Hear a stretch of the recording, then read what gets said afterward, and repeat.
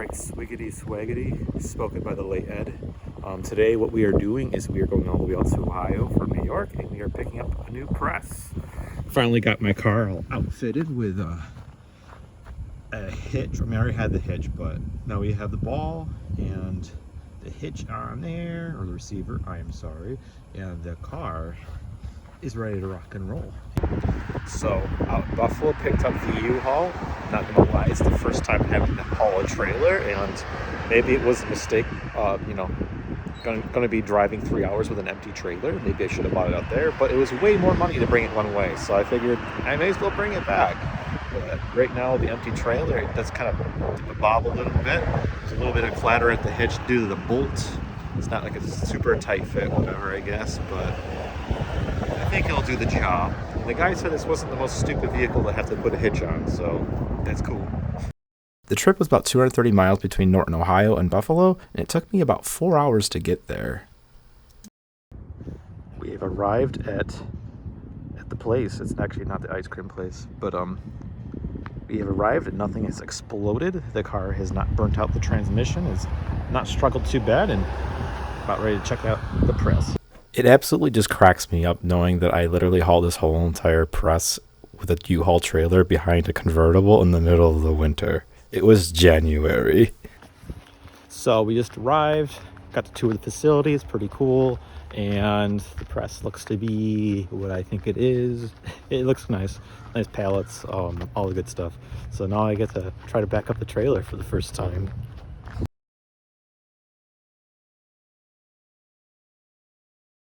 It took about 4 or 5 of us to move this thing by hand because it's so freaking heavy.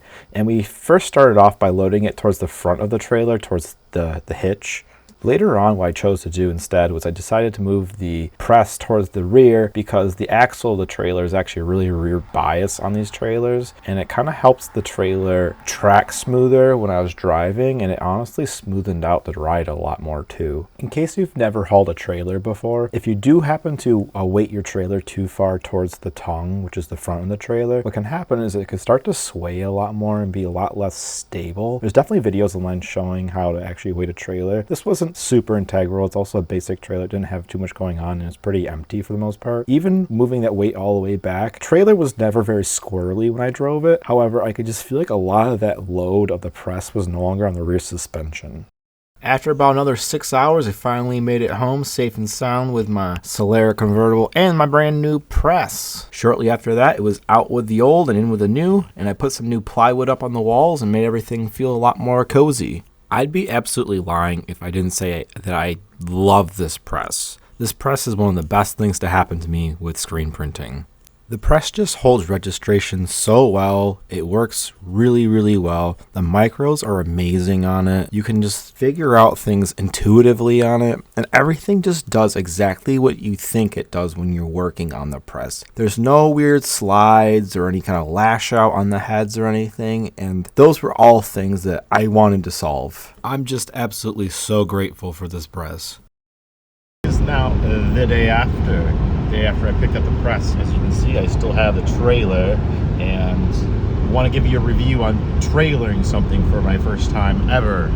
So, if you gotta move something, the trailer's your option. Not too shabby. I think what I would do different is I'd have a different pin on here, because right now it's a bolt. It probably should be a better pin. There's just a little bit of slop in it, and you hear annoying. It's low speeds, and after that, when you start getting some momentum, it's not as noticeable, which is good. Honestly, this 5x9 U-Haul is actually super duper easy to haul. There's not a huge difference in the way you drive for turning. It's not super long and it's not wide. It's super easy. I think the trailer is supposed to be rated for maybe about 900 pounds. That's at least what I guesstimated it for, and I probably moved about 400 pounds yesterday, so maybe a little better. Still below the 1,800 pound limit, but anyway, the reason to is of why I went with a U-Haul and not just a U-Haul van was because the rate for something with a motor is like exponentially more expensive than to just haul something with your own vehicle. And I already had a hitch on my car. All I had to do was put a receiver on here, and then that was about it. So it's super easy. And a wiring harness, I'm sorry, but it was a basic one. It's like 40 bucks. So the trick to all of that is by going to the U-Haul trailer, you go from a rate that, for me, it probably would have been like 500 bucks for the day to go out to Pennsylvania, or not Pennsylvania, out to Ohio and come back. It probably would about 500 or so. Penske rated me like 650 for a day. It was freaking nuts. I think you're still responsible for the fuel too, so that's cool. I think it's like $1.09 per mile with U-Haul. Kind of pricey. However, look into commercial rates if you have to have a van. But anyway, trailer, literally $27 for a full day. That's it. Super easy. Just show up, pick it up, on your merry way. It was pretty awesome. But not too crazy of a learning curve. Make sure that you throw the weight on the trailer the right way. Make sure that enough of it's on the axle. I started off with a good bit more of the weight ahead of the axle, and it was kind of not super great. It wasn't swerving or anything. However, you felt a lot of jolting at the hitch, which I believe is because of the weight bias. Because there wasn't enough weight on top of the axle, which takes the load off the car, so it actually loads up the suspension on the car. So be sure to pay attention to that. About, I think, half an hour in the ride, I actually readjusted it, and it rode so much better. So if you have that problem, take the extra time to kind of try to fix it, because it will make your life a lot better on a 4-hour trip. But it was totally worth it. My press is an awesome deal. And I think I'm going to make a video about what to look for when you're buying a press, because I just did that.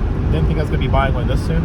I was hoping for this calendar year, and it happened in January, so it happened pretty freaking quick. However, there are definitely things to look out for, and there's definitely better deals than some other deals, and there's definitely deals to be had. So I'll be making something on that. But sorry this video wasn't super elaborate.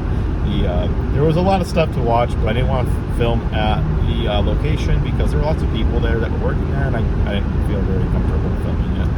Maybe I'm just being a little bitch, but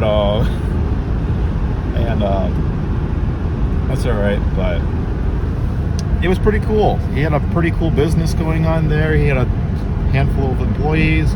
I think they did embroidering on top of screen printing, 2 auto presses, which was sick. Humongous conveyor dryer was unbelievable. They also did vinyl wrapping as well as graphic design. It was everything. It was sweet. But super nice dude. Make sure when you're buying something expensive, make sure that you're dealing with somebody that's pleasant to deal with.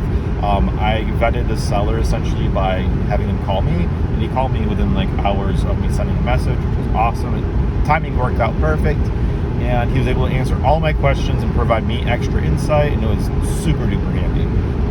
I definitely buy a lot of shit online, especially on Marketplace. That's a whole art of its own, but make sure you vet people out if you're not entirely sure, especially if it's a lot of money. The last person I was going to buy a press from who ended up selling it out from me, I did vet him on the phone too. However, he ended up never sending a payment link to make my down deposit, and he sold it out from underneath me, and it pissed me off pretty bad. But whatever, I think this is a pretty good deal, despite, you know, all the hiccups of the other stuff.